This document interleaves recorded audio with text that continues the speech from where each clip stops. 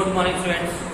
आज मैं आपको फिजिक्स में ऊष्मा का स्थानांतरण यानी ट्रांसफर ऑफ हीट ये पढ़ाने जा रहा हूँ कि ऊष्मा एक स्थान से दूसरे स्थान तक कैसे जाती है, कैसे पहुंचती है और ये स्थानांतरण किन किन विधियों द्वारा होता है। देखिए, किसी भी चीज को एक स्थान से दूसरे स्थान में ले जाने के लिए हमको अलग अलग तरीके की विधियों को इस्तेमाल करना पड़ता है। वैसे ही ऊष्मा भी होती है। ऊष्मा भी एक वस्तु से दूसरे वस्तु की तरफ जाती है तो उसका भी एक अलग अलग विधियां होती है। तो कौन कौन सी विधियां हैं वो हम इसमें सीखेंगे और ऊष्मा का स्थानांतरण कैसे होता है ये देखेंगे। और सबसे पहले आप जान लीजिए ऊष्मा क्या होती है। याद रखिए ऊष्मा क्या होती है। ऊष्मा एक प्रकार की ऊर्जा है जो मुख्यतः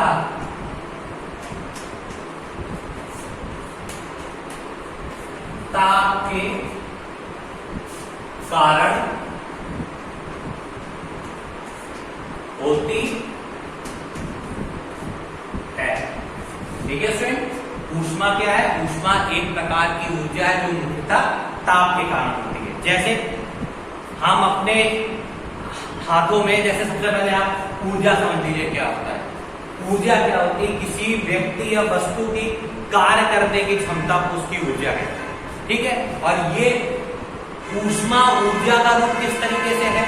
अगर हम अपने हाथ की दोनों हथेलियों को लगातार ऐसे रगड़ते हैं तो रगड़ते रगड़ते हम देखते हैं कि हमारी दोनों हथेलियां गर्म हो जाती हैं। तो जितनी ज्यादा हम रगड़ करेंगे और उतनी ही तेजी से ऊष्मा हमारे हाथ उतनी ही तेजी से गर्म होंगे। यानी कार्य की क्षमता के ऊपर ही हमारी ऊष्मा निर्भर करती है, क्योंकि ये एक प्रकार की ऊर्जा का ही एक रूप है। तो क्या लिखेंगे हम लोग? ऊष्मा एक प्रकार की ऊर्जा है जो मुख्यतः ताप के कारण होती है। ठीक है, आ गया परिभाषा। अब ऊष्मा स्थानांतरण की विधियां क्या होती है? याद रखिए, ऊष्मा स्थानांतरण की विधियां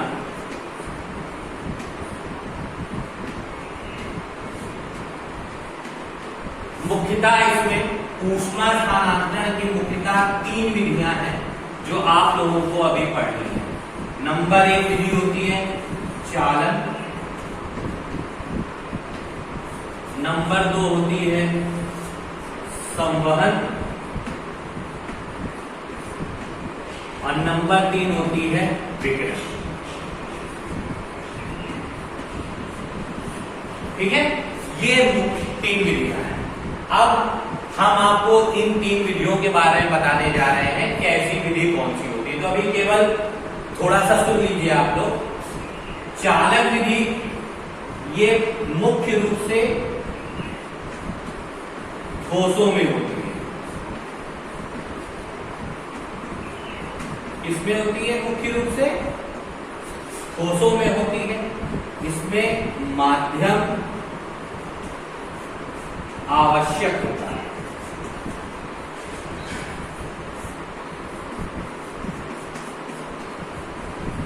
ठीक है स्टूडेंट, पहली चीज मैंने क्या बताई? चालन जो मुख्यतः किसमें होती है? ठोसों में होती है और इसमें माध्यम आवश्यक होता है। संवहन मुख्यतः द्रव तथा गैसों में होती है। ठीक है, इसमें भी माध्यम आवश्यक होता है।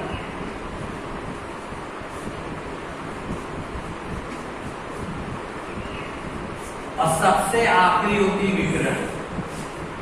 ये इस क्रियाकलाप के लिए माध्यम की आवश्यकता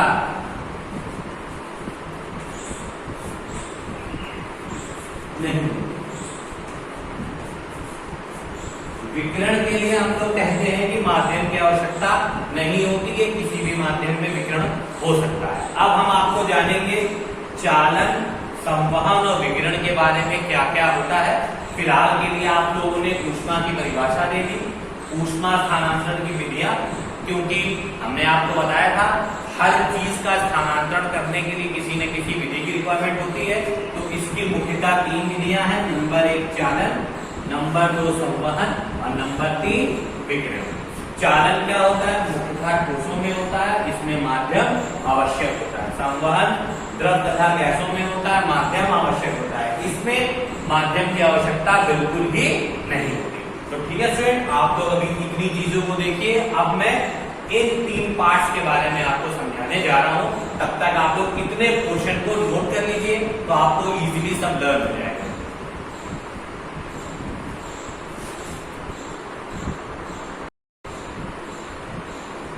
देखिए स्टूडेंट, पहला है हमारा चालन। चालन क्या होता है? यह मुख्य रूप से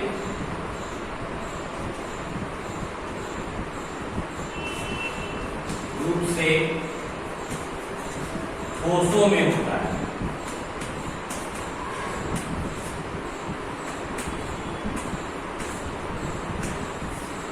इस क्रिया में ठोस के अणु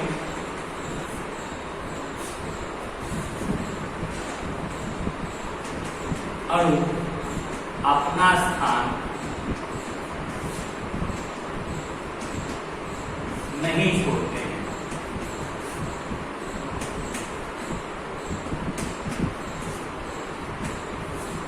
यह अपने स्थान पर रहकर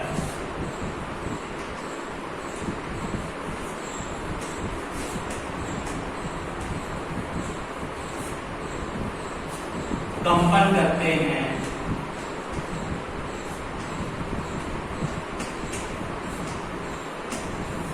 तथा अपने संगत अणुओं को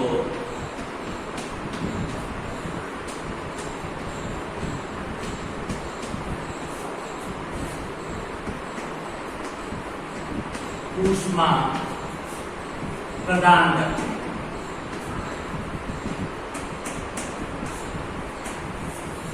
ठीक है, देखिए चालन में क्या होता है? ये क्रियाकलाप मुख्यतः ठोसों में होती है। अब ठोस के बारे में आप लोग जानते हैं, ठोस जो होता है, ठोस के अणु एक दूसरे के बहुत पास होते हैं।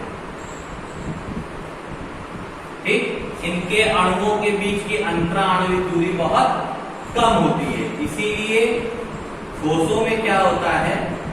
अणुओं के बीच प्रबल आकर्षण बल, यानी दोनों अणुओं के बीच की दूरी कम क्यों है? कि दोनों में आकर्षण बल बहुत ज्यादा होता है।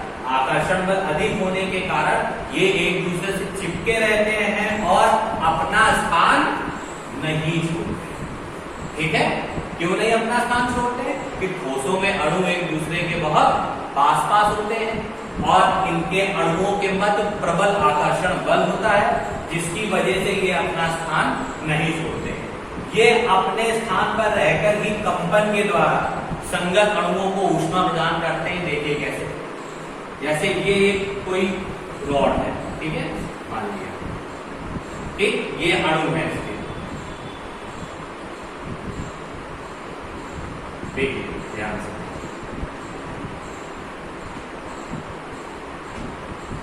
ठीक। अब हमने इसको एक स्प्रिट लैंप के थ्रू गर्म किया। जब हम इसको एक स्प्रिट लैंप के थ्रू गर्म करते हैं तो सबसे पहले ये वाला अणु गर्म होता है। अब जब ये वाला अणु गर्म होने लगता है तो गर्म होने पर अणुओं की गतिज ऊर्जा बढ़ने लगती है। कौन सी ऊर्जा बढ़ने लगती है? गतिज ऊर्जा, जिसकी वजह से अणु भागने लगते हैं। तो यहाँ पे अणु क्या करता है? ये कंपन करता है और कंपन करते करते बगल वाले अणु से टकराता रहता है। और जब बगल वाले अणु से टकराता है, जब ये पूरी तरीके से गर्म हो जाता है, तो फिर ये अपने बगल वाले अणु को टक्करों के द्वारा ऊष्मा प्रदान करता है। फिर इसी प्रकार ये वाला अणु भी हमारा क्या होने लगता है?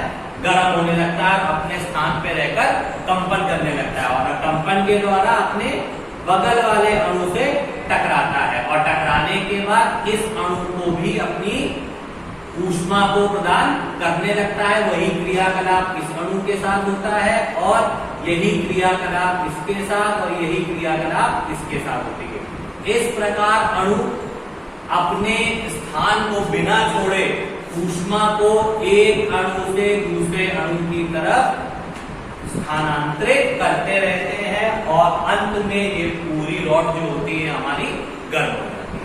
अगर ऊष्मा हम धीरे धीरे देंगे तो अणु धीरे धीरे गर्म होगा और ऊष्मा अगर तीव्र मात्रा में देंगे तो तीव्र मात्रा में गर्म होगा। बस ये याद रखना होता है कि इसमें जो ये अणु होते हैं ये अपना स्थान छोड़ते नहीं है, अपने स्थान पर रहकर कंपन के द्वारा ही गति करते हैं। इसीलिए देखिएगा हम लोग के यहाँ जो तवे या जो तेल से पूरी निकालने वाले जो छन्ने होते हैं उसमें लास्ट में लकड़ी लगी होती है। क्यों? जिससे जब पूरा पदार्थ गर्म हो धीरे धीरे ऐसा ना हो जाए कि हमें पकड़ने में दिक्कत हो, इसलिए लकड़ी लगा दी जाती है जिससे हमें ऊष्मा का प्रभाव ना समझ जाए। तो हमको ये फिगर के द्वारा आपको यही समझाना था कि ठोस के अणु किस प्रकार से चालन विधि में बिना अपनी जगह छोड़े किस तरीके से ऊष्मा का स्थानांतरण करते हैं, तो ये हमने आपको बता दिया। क्या लिखेंगे? ये मुख्य रूप से ठोसों में होता है। इस क्रिया में ठोस के अणु अपना स्थान नहीं छोड़ते, ये अपने स्थान पर रहकर कंपन करते हैं तथा संगत अणुओं को ऊष्मा प्रदान करते हैं और ये प्रक्रिया तब तक चलती है जब तक कि पूरी छड़ का ताप एक समान नहीं हो जाता। ऐसा नहीं होता कि ये बहुत ज्यादा गर्म हो गया और ये वाला बहुत कम, नहीं। ये वाला अणु अपनी ऊष्मा को तब तक दूसरे अणुओं में भेजता रहेगा जब तक कि पूरी छड़ का ताप एक समान नहीं हो जाता। ठीक है स्टूडेंट, तो ये हमारी बात हो गई किसकी? चालन की। चालन के बाद अब हम अगली बात करेंगे अपनी संवहन की। संवहन में क्या होता है? संवहन देखिए,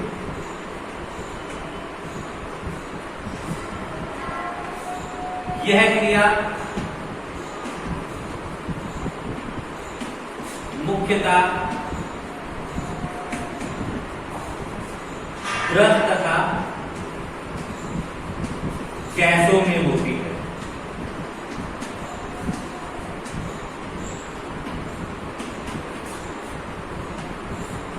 इसमें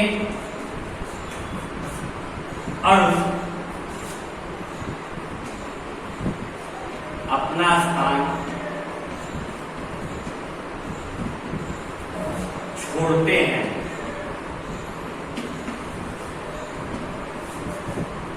तथा ऊष्मा का संचरण करते हैं। देखिए इस क्रिया में क्या होता है? इस पे अणु अपना स्थान छोड़ते हैं। कैसे छोड़ते हैं?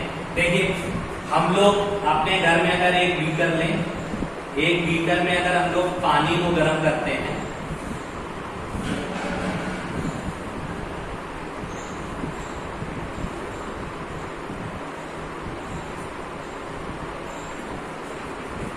यहां मान लीजिए पानी भरा है आपका, तो पानी के अणु सबसे पहले नीचे होते हैं। ठीक है, तो जब हम इस बीकर के थ्रू, ठीक है, इस बीकर को जब हम लोग गर्म करते हैं इसमें भरे पानी को, तो सबसे पहले पानी के नीचे वाले अणु क्या होते हैं? गर्म होते हैं। ये गर्म होने की वजह से अणुओं के बीच में क्या बढ़ जाती है? दूरी। दूरी बढ़ने की वजह से ये अणु क्या हो जाते हैं? हल्के। और हल्के हो जाने की वजह से ये कहाँ आने लगते हैं? ऊपर। ये अणु कहाँ आने लगते हैं स्टूडेंट्स? ऊपर। तो देखिए इन्होंने अपना स्थान छोड़ना शुरू कर दिया। जब इनको ऊष्मा मिली तो इन्होंने अपना स्थान छोड़ना शुरू कर दिया और कहाँ जाने लगे? ऊपर। और ऊपर वाले जो अणु है उनको अभी गर्मी नहीं मिली है, उनके अणुओं ने अपना स्थान नहीं छोड़ा है, तो वो कहाँ आने लगते हैं? नीचे। इस प्रकार से इसमें अणु क्या होते हैं? अपना स्थान छोड़ते हैं। गर्म अणु हल्के होकर ऊपर चले जाते हैं और ऊपर वाले अणु जो ठंडे अणु होते हैं वो ठंडे होने के कारण वो नीचे आ जाते हैं। इस प्रकार ये प्रक्रिया लगातार चलती रहती है। इसका एग्जाम्पल आप लोगों ने देखा होगा, घर में जब चाय बनती है, चाय को हम लोग जब एक नियमित टेम्परेचर पे रखने लगते हैं तो चाय उबलने लगती है, लगातार खौलती रहती है। खौलने का कारण क्या होता है कि चाय के सबसे नीचे वाले अणु जो होते हैं वो गर्म होते हैं, गर्म होके कहाँ चले जाते हैं, ऊपर, और ऊपर जाने के बाद ऊपर वाले अणु जो कि ठंडे होते हैं वो आ जाते हैं नीचे। इस प्रकार से ये प्रक्रम कंटिन्यूअस चलता रहता है। इसीलिए ये क्रिया किसमें होती है, द्रव तथा गैसों में होती है। तो इसमें आप लोग क्या लिखेंगे, यह प्रक्रिया मुख्यतः द्रव तथा गैसों में होती है। इस पे अणु अपना स्थान छोड़ते हैं तथा ऊष्मा का संचरण करते हैं। ठीक है स्टूडेंट, इसको आप लोग अच्छी तरीके से ध्यान रखिएगा। ये एक इसका प्रोसेस है तैयार करने का, कैसे करके क्या तैयार किया जाता है, कैसे इस चीज को हमको याद रखना है। तो आज आपकी 2 विधियां हो गई। तीसरी विधि हमारी विकिरण है, वो मैं आपको कल समझाऊंगा। तो आज आपको मैंने चालन, संवहन तथा ऊष्मा किसे कहते हैं ये बता दिया। कल मैं आपको विकिरण बताऊंगा और ऊष्मा, ऊष्माधारिता, विशिष्ट ऊष्मा, इन सब की परिभाषा समझाऊंगा, जिससे आप लोगों को हर चीज थोड़ी थोड़ी करके याद हो जाए। तो स्टूडेंट आज के लिए इतना ही। इतनी चीजें आप लोग अच्छी तरीके से तैयार करिए। फिगर को बना के समझाने से आप लोगों को अच्छी तरीके से चीजें समझ में आ जाएंगी। यही मेरी कोशिश होती है, जिससे आप लोग सब चीजों को अच्छी तरह कर सको। आप इसको नोट कर लो और कोई भी प्रॉब्लम हो तो जब क्लासेस हो तब पूछिए, व्हाट्सएप पे मैसेज करिए, अदरवाइज कॉल करके भी पूछ सकते हैं। Okay student, now thank you and have a nice day.